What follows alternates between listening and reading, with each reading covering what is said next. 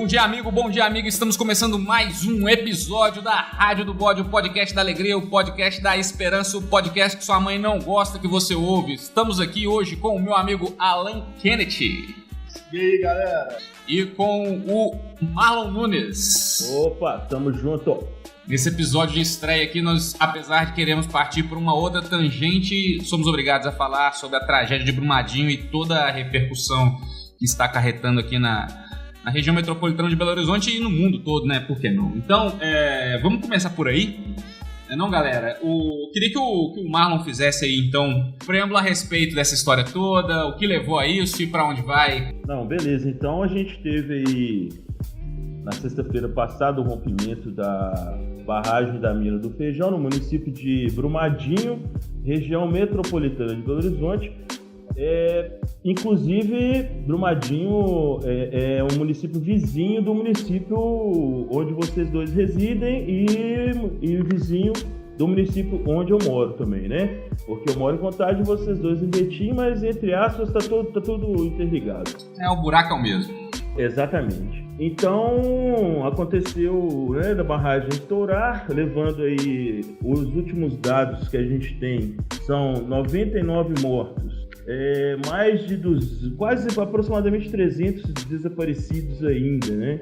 Eu estava fazendo uma pesquisa hoje cedo aqui e verificando alguns dados. Por exemplo, nós temos em Minas mais de 24 mil barragens. Claro que a gente não sabe assim, exatamente, por exemplo, de metros cúbicos de cada uma, né? Uhum. Mas, por exemplo, aqui a 2 quilômetros apenas do Rio das Velhas, a gente tem as barragens no município de Rio Acima, que uma tem 280 mil metros cúbicos de rejeitos e outra com 119 mil metros cúbicos de rejeitos. Então você pensa bem, poxa, você tem a 2 quilômetros apenas o maior manancial, né, de abastecimento de água da região metropolitana de Belo Horizonte, que é o Rio das Velhas, um dos, né?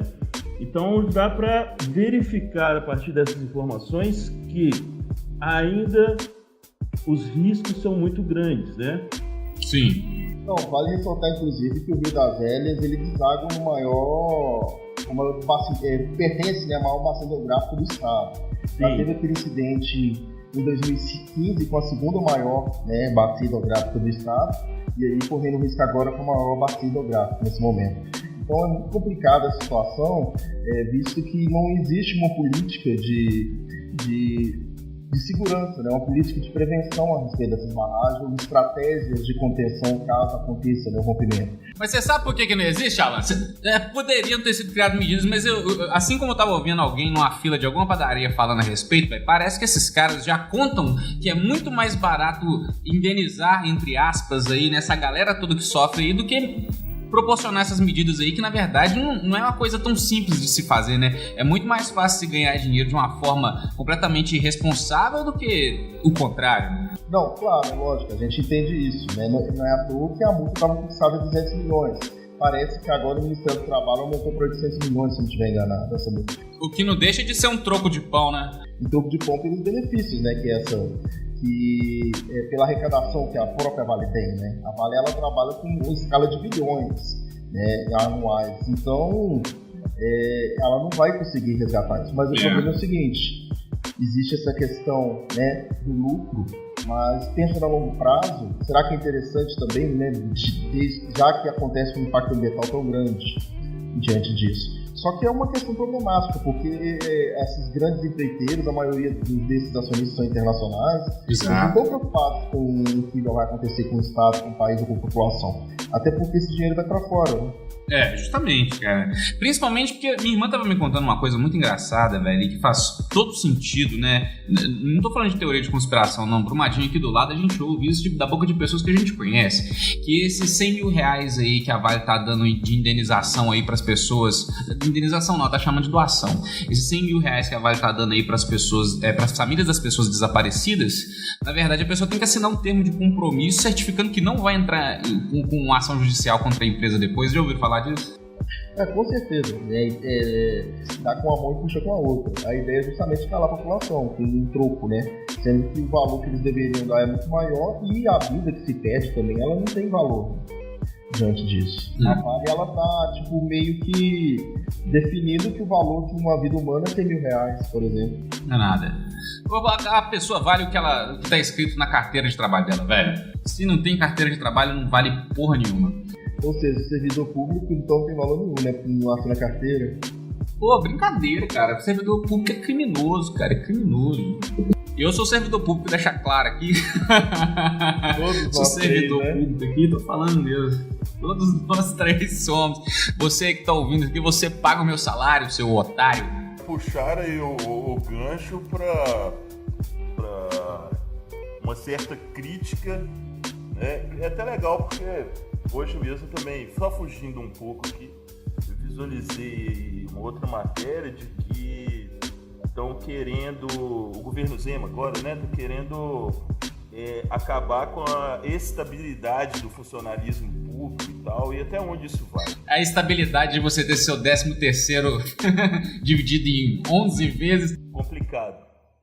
Vá pra merda, irmão, por favor. Que estabilidade é essa, cara? Eu passo mal, vou no sangue, nem atendido eu sou. Não, e levando em consideração que os bombeiros estão lá firme e fogo, trabalhando durante 5 dias já, né? Sexto dia de trabalho dos bombeiros, sem receber o 13º salário e um parcelamento de salário, né? Exatamente. E cheirando gás de decomposição de defunto naquela lama horrorosa, cara. Gás criminoso da Vale. Se eu não me engano, acho que em 1997 ela foi privatizada a preço de banana pelo governo FHC, né? Foi coisa de 3 bilhões, cara. Pô, 3 bilhões é uma mixaria do cara. São 90, ela valia 93 ou 94 bilhões e ela foi vendida por 3, alguma coisa de bilhões, né, de reais, com dinheiro emprestado do BNDES ainda, inclusive. E os donos, as pessoas que pegaram o dinheiro emprestado com o governo para comprar a empresa do governo, deram calote, porque eles não pagaram o BNDES. Isso aí. Era uma empresa que era avaliada em 100 bilhões e foi vendida por 3 bilhões. Pois é, e aí vai, né? Isso... Que ano era isso? 95? 96? 97. 97. E não havia, né, esses desastres ambientais, essas magnitudes que aconteceram após a venda dela, né? Sim. Porque existe uma pressão muito grande sobre a fiscalização que hoje não existe. Agora eu fico imaginando esses defensores, né, do Estado Livre, se fosse estatal, como que eles estariam caindo, matando agora, né? E todos eles estão caladinhos com a situação. Pois é, cara, o mundo só vai melhorar o dia que o último liberal foi enforcado com a tripa do último empresário. Quase um Marlos Baudelaire. Vou tocar internacional aqui pra matar uma galera aí. Ô, galera, só uma coisa aqui, assim, vai até pro futuro mesmo. De um total de 24 mil barragens, né, um pouco mais de 24 mil, 780 apenas foram fiscalizadas. Me ajudem a pensar aí, por exemplo, nesses termos, né, nessa quantitatividade aí. Como que ficaria então o nosso futuro ligado obviamente ao tema barragens, né?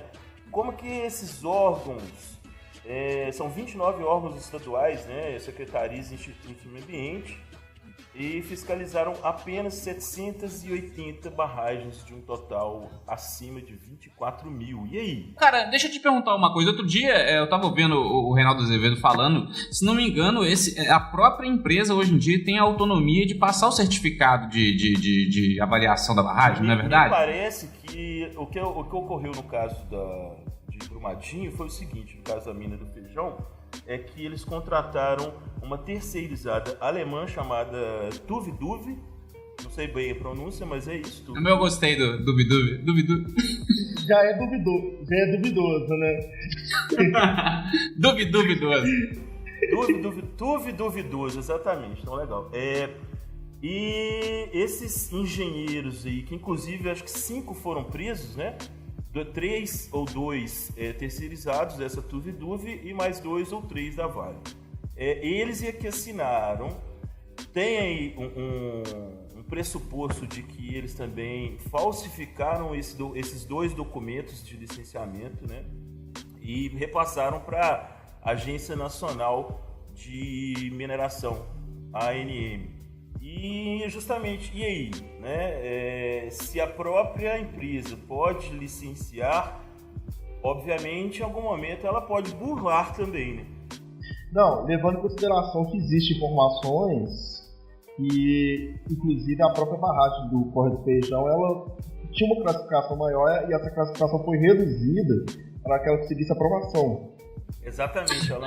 Mas esse lance é o seguinte, eles rebaixaram a taxa de risco dela justamente para poder explorar mais. Ela tinha uma taxa de risco X, foi abaixada para Y por eles mesmos para poderem usufruir um pouco mais aí dessa putaria. Ô, bicho, é brincadeira, né, irmão? Exatamente. E assim, aí você vê, e a ligação, por exemplo, se a terceirizada, né, contratada pela Vale, ela deu esse documento, entregou esse documento para a própria Agência Nacional de Mineração, o porquê que a Agência Nacional de Mineração não veio, por exemplo, verificar a veracidade desses documentos e tal? Vou te falar por quê, porque quem rebaixou o nível da barragem, o nível de risco da barragem, foi a própria Secretaria de Meio Ambiente de Minas Gerais. Pois é, então a ligação da empresa privada, no caso a Vale, obviamente, com o Estado. E como é que funciona isso? Não sei se o Marlos, acho que o Alan falou de liberalismo, né? Estado mínimo.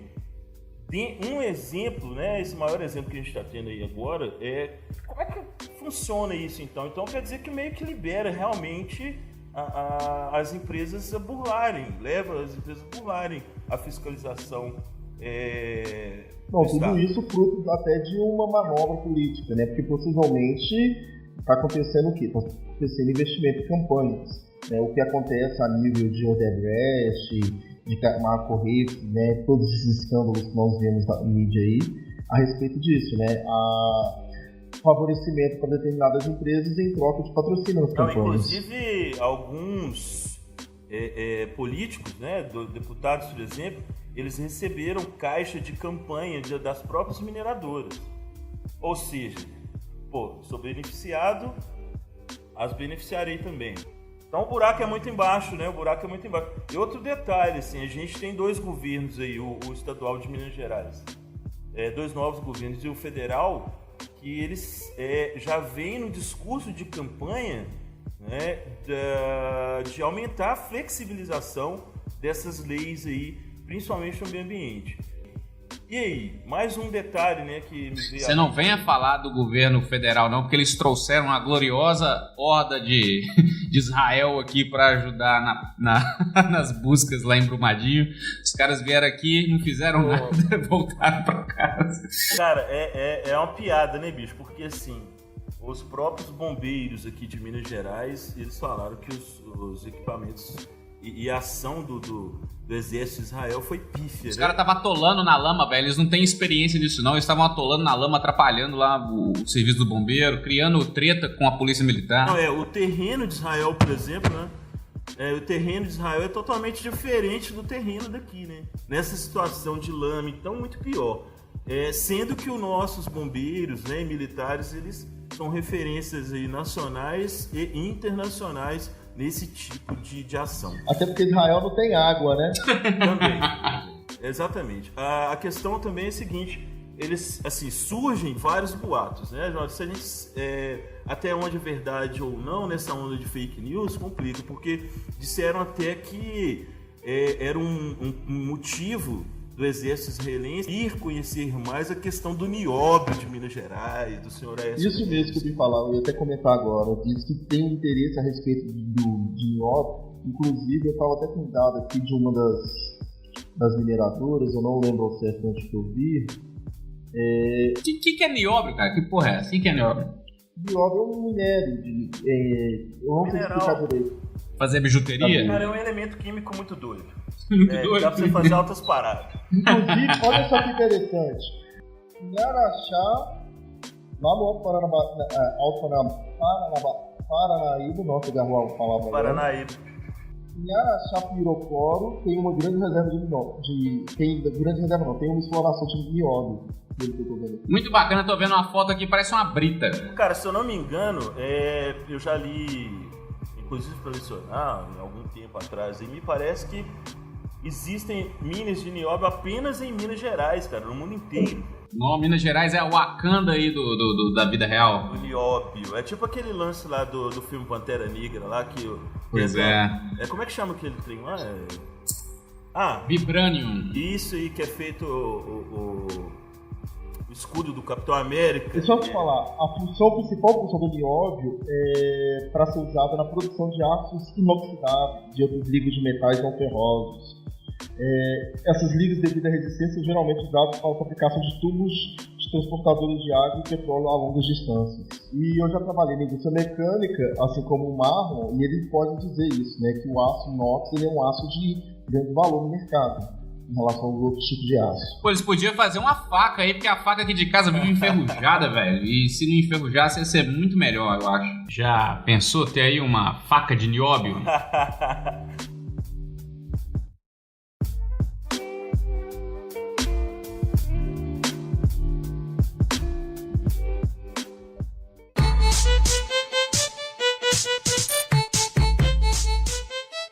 Galera, vamos então partir aqui pro nosso segundo bloco aqui nessa Rádio da Esperança.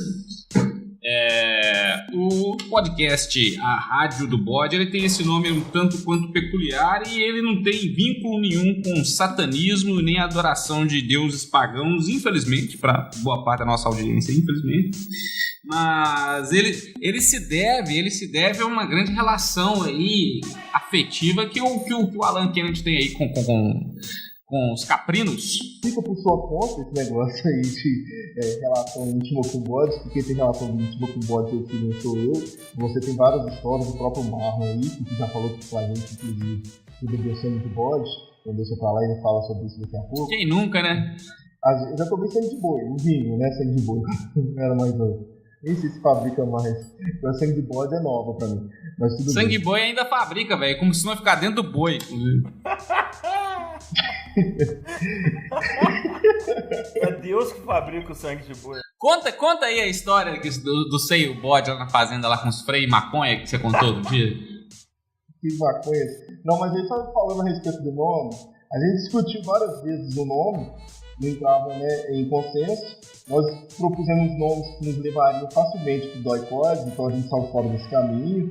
Embora, né, o primeiro bloco já ajuda nessa situação, já complica pra gente. Na casa do meu tio, eu vi meu pai, e o apelido do meu pai de adolescência era Bode. Aí eu pensei, Bodcast, Rádio do Bode. Aí ficou Rádio do Bode. Pô, velho, o cara que na adolescência tem um apelido de bode, alguma coisa ele tava fazendo, irmão.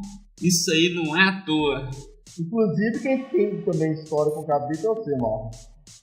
E nosso presidente, né, também tem história com cabrito.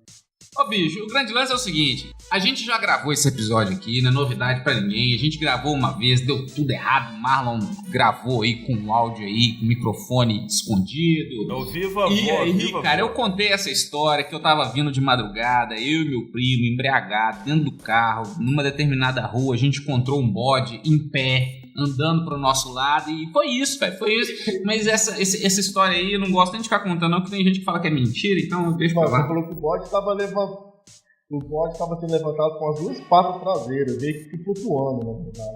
Ele tava em pé como um ser humano. O bode alado. Não, ó. Bode alado caga na cabeça da pessoa atrás, né? O Bolsonaro, há pouco tempo atrás, aí, ele falou que ele transou com um cabrito. Não tem muito tempo, não. Falou pro CQC. Ah, verdade. O Alan falou que tem história com galinhas, cara. Não tem história com galinha, não. Eu falei que tem gente que tem história com galinha. E aí você veio com papo. Ah, foi mal, eu confundi. Eu falei que a minha história com bode é que uma vez eu tava na Toca de Assis, a gente tava preparando a festa unida, tinha umas bandeirolas lá. Depois de 2 horas pulando as bandeirolas, o bode comeu as bandeirolas. Até então, tipo, sem estranho. As bandeirolas aí é uma metáfora pra o quê? Não, foi bandeirolas mesmo. As bandeirolas da festa junina. Mas aí, o que acontece? O Frei entrou num combate singular com o Boris, entendeu? E a situação foi essa. O Frei vestiu com aquela roupa, na verdade ele é um Frei da Toca, não é um Frei... Toca da Raposa, né? Entrou em embate. Toca da Raposa? O Frei da Toca da Raposa lutando contra um bode. Isso é uma cena inacreditável. É surreal, filho. Então foi mais ou menos isso que aconteceu.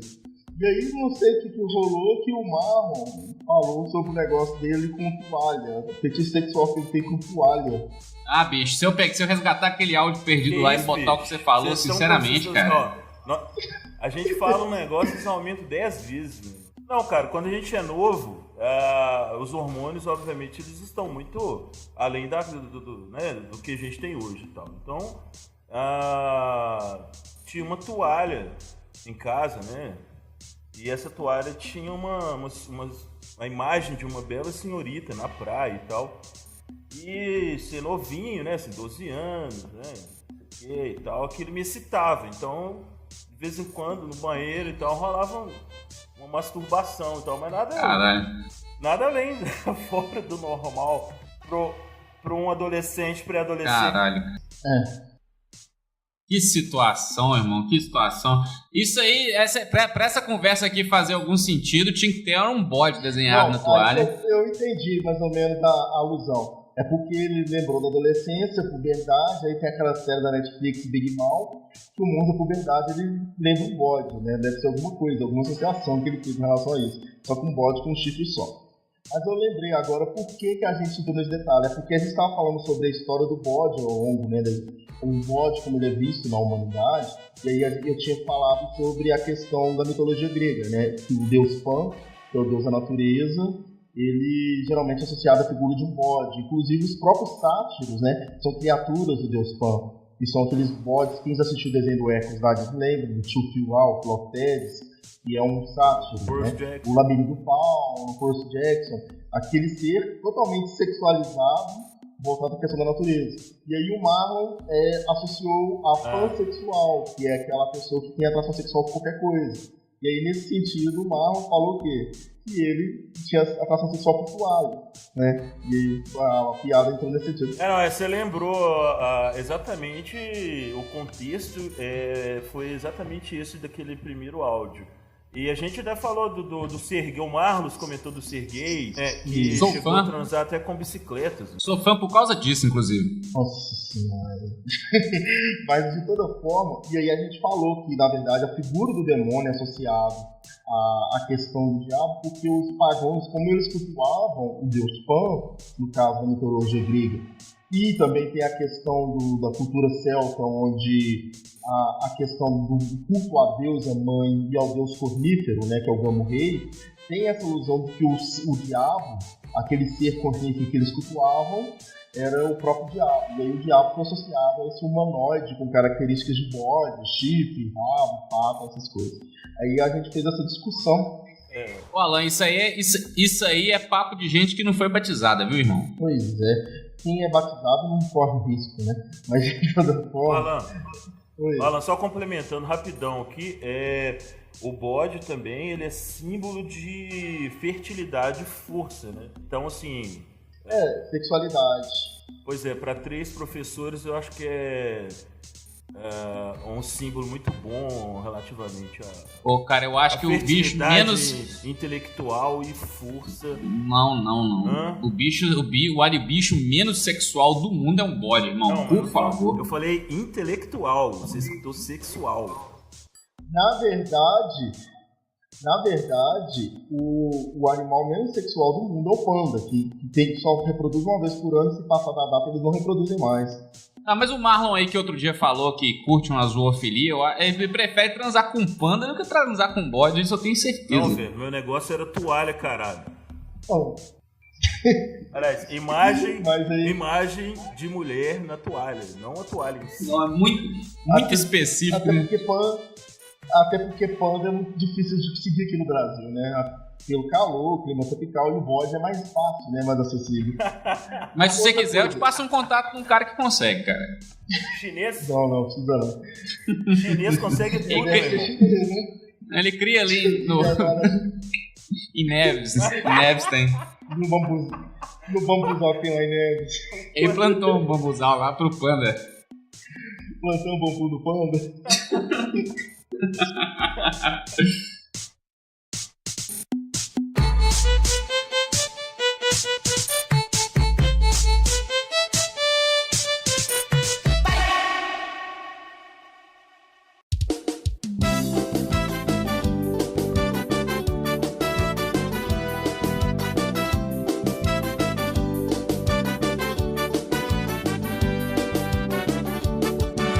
Então aqui pro terceiro bloco, né, do nosso magnífico podcast, a Rádio do Bode, nós vamos aqui tratar de um assunto que nos é muito caro, porque todos nós três aqui, participantes dessa bancada fenomenal, somos professores da rede estadual pública de ensino, ameaçada aí aos quatro ventos, né, e uma coisa que nos preocupa muito e nos deixa aí sem lugar é a volta às aulas. O Marlon, vamos começar de um ponto de vista diferente do que era esperado. Vamos começar do Marlon como pai.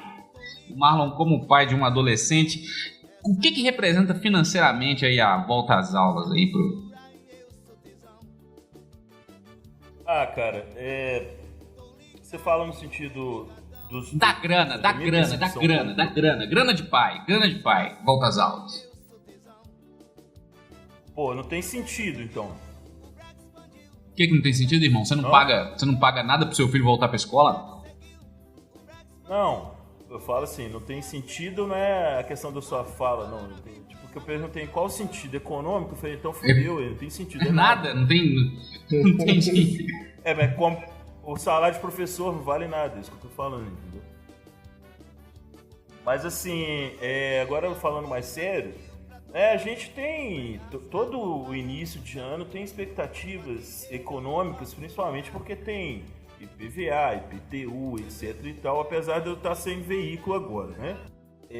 Além dos gastos, há toda aquela preocupação e planejamento, tanto para lecionar quanto para direcionar o filhote, no caso.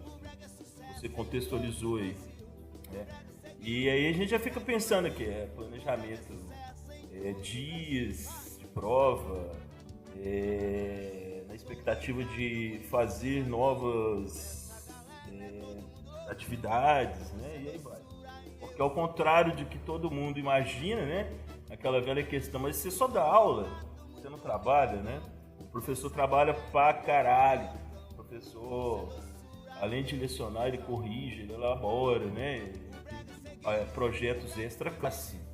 Fora as reuniões, os estudos, né? Porque muitos da gente continua estudando também. Eu, por exemplo, estou aí para publicar 2 livros esse ano, né? Um de culinária e o outro de bem-estar. Um de fetiche com toalhas.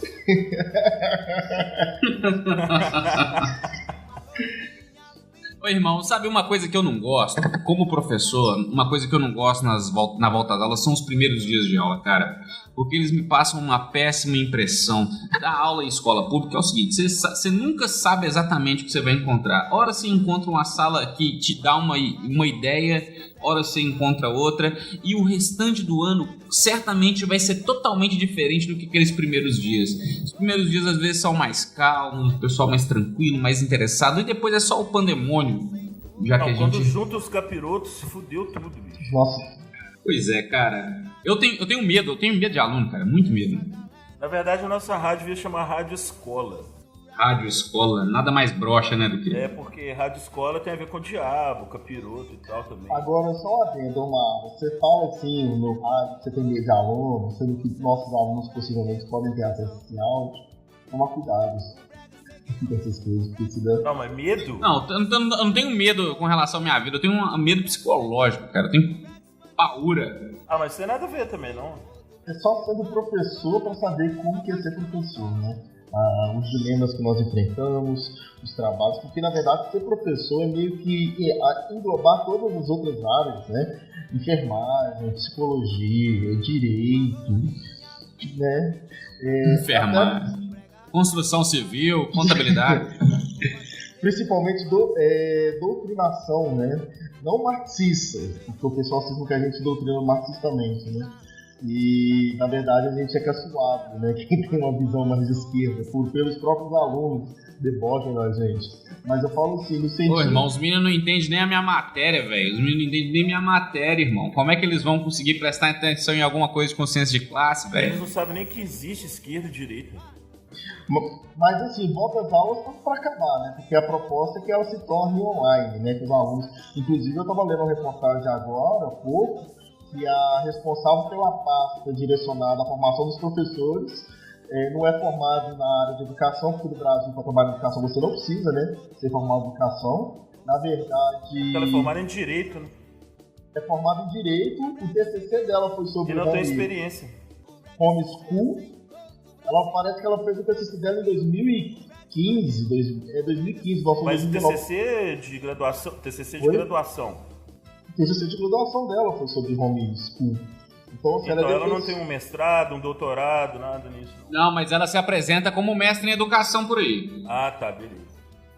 Aí eu fico pensando o seguinte, uma pessoa que não tem vínculo nenhum com a educação, formação nenhuma de educação, que defende o fim da escola, o fim da formação de professor, porque eu sou um aluno, mas em casa é diferente, né? Os pais que vão instruir os alunos, como que ela fica responsável por uma pasta que vai trabalhar a formação dos professores? Ah, velho, eu fico pensando no tanto que a gente tá deteriorando essa questão educacional, porque ontem o MEC soltou uma nota toda cheia de teoria de conspiração e erro de português. Não sei se vocês chegaram a ver, isso rodou muito aí, né? Fui eu que mandei pra vocês lá no... Eu vi no Twitter também. Então, tipo assim, cara, esses caras estão malucos, velho. Esses caras estão, sei lá... Ô, bicho, sinceramente, velho, a escola como funciona hoje, ela já não é mais um lugar de educação, é um depósito de gente, cara. A educação não existe, né, mano? Mas acabou. Mas eu falo a partir do ponto de vista que o Estado não tem uma real preocupação com relação à educação do menino ali, né? As fiscalizações são puramente burocráticas, as condições de estudo desses alunos também são de qualquer forma, então, na verdade, é muito demagogo o Estado falar que ele se preocupa com a educação se a gente for comparar o dia a dia dos alunos na sala de aula, né? Principalmente, assim,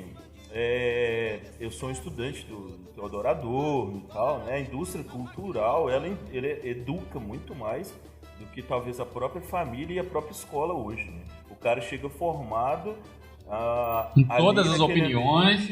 Exatamente, e não abre mais espaço para que você dialogue com ele. Não, né? E aí você tem ainda o fenômeno do YouTuber, né? Porque os YouTubers que não tem formação nenhuma, eles estão substituindo os professores que ficam, eu até falei isso outro dia, a gente fica anos...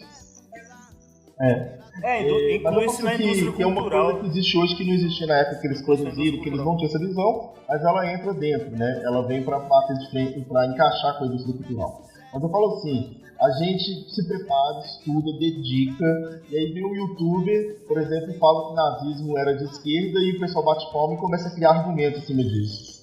Nossa, isso me mata.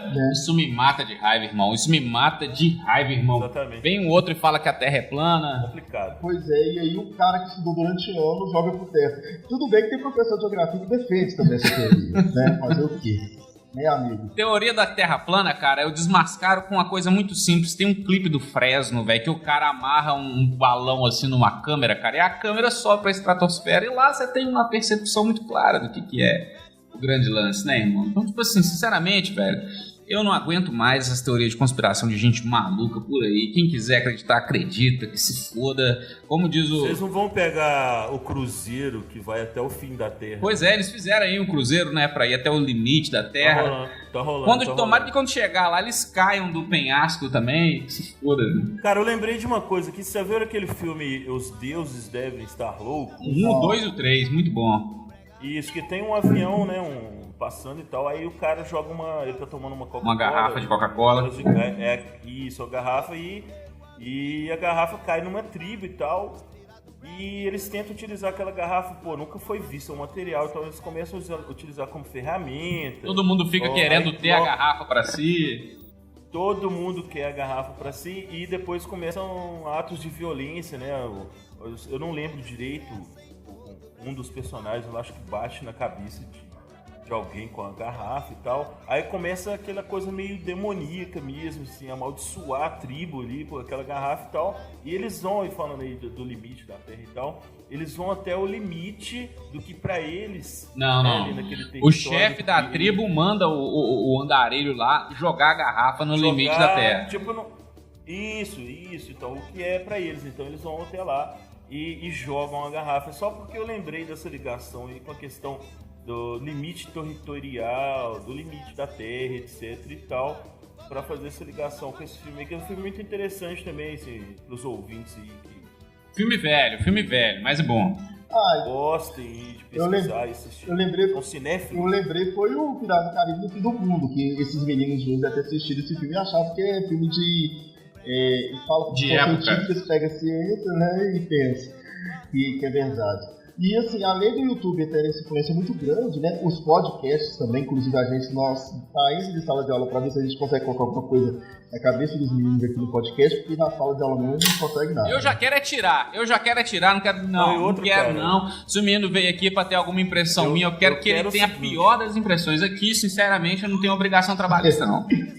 O meu desejo aqui, galera, é o seguinte, que esse podcast faça bastante sucesso, que a gente comece a ganhar grana pra eu sair. Não, então pode preparar os próximos anos de trabalho, meu amigo, que isso não vai acontecer. Galera, vai pro YouTube. Estaremos lá. Abre seu canal no Xvideo lá. Não, eu tô formando em psicanálise, vamos ver o que vai fazer dar, psicanálise no Xvideo. Lembrando que era uma coisa que era pra ter falado no segundo bloco, né? O canal do Xvideos que o Marlon tá fazendo, porque é o contato que você vai ter com ele no Eu vou deixar o link aí pra galera entrar. Só você digitar lá. O canal vai ser Toalha. Se você digitar lá. Canal da Toalha. Digita Toalha. Canal da Toalha. Galera, eu queria... O canal das toalhas. Eu queria agradecer a presença de todos aí. Queria agradecer a presença dos ouvintes. Pedir desculpas e marcar o nosso próximo encontro, então, para semana que vem. Semana que vem, mais um episódio da fabulosa Rádio do Bode. Então, vou deixar com o Alan Kennedy aí sua consideração final.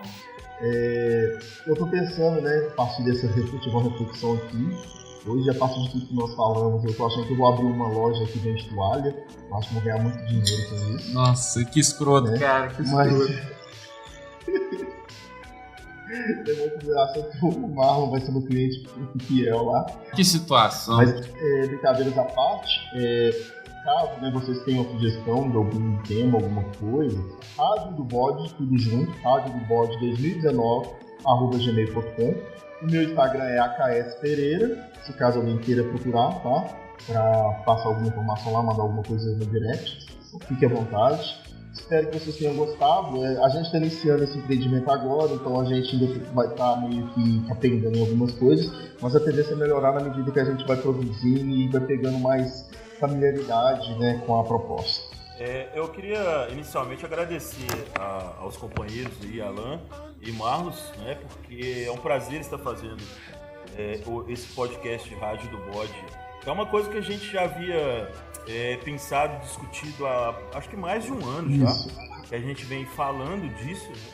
E por conta dos nossos afazeres, a gente demorou um pouco para chegar ao ponto que chegamos, né? Igual o Marlos falou aí, eu não lembro se no primeiro áudio agora, mas assim, a gente ainda está se acostumando com os equipamentos, a gente pode ter, daqui a um tempo provavelmente a gente tende a melhorar os equipamentos. Queria agradecer aí também a galera que vai escutar ainda, né?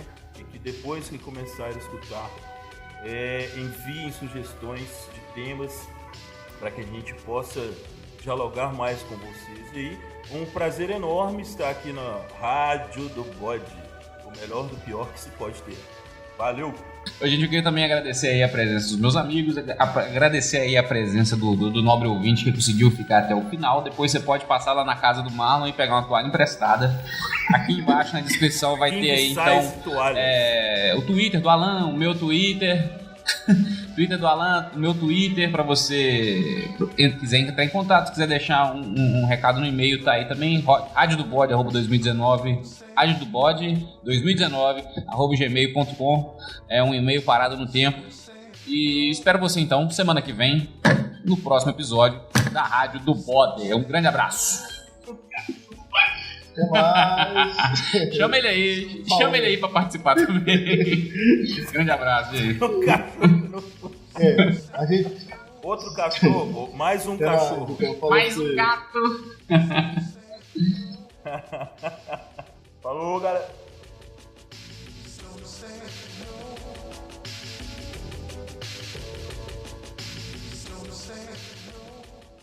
Ah, não, bicho. Pelo amor de Deus. Vai pro diabo, velho. Vamos pro inferno. Vocês acabaram com o meu domingo. Puta que eu pariu. Comendo sanduíche sem glúten, diluvia. Diluvia. Vai pro inferno, rapaz. Vai pra desgraça. Comendo um sanduíche natural aí, sem glúten.